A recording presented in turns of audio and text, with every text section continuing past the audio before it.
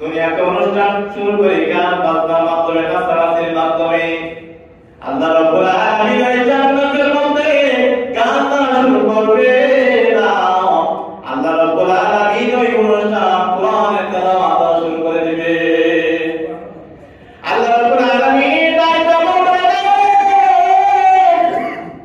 কোরআনের তেলাওয়াতের মাধ্যমে অনুষ্ঠান শুরু করে দাও। দাউদ আলাইহিস সালাম কিন্তু হাফেজ ছিলেন না, কিন্তু আল্লাহ তাআলা বললেন কোন সাথে সাথে ফায়াকুন হয়ে যাবে। ওই দিন দাউদ আলাইহিস সালাম সূরাতুল মুজাম্মিল থেকে শুরু করে দিবে। দাউদ আলাইহিস সালাম যখন এই সূরাতুল মুজাম্মিল শুরু করে দিবে, দাউদ আলাইহিস সালামের কণ্ঠ এত সুন্দর, এত সুন্দর, এত সুন্দর। দাউদ আলাইহিস সালামের কণ্ঠ শোনার পর বান্দা লাগবে লাফাইতে থাকবে, লাফাইতে থাকবে।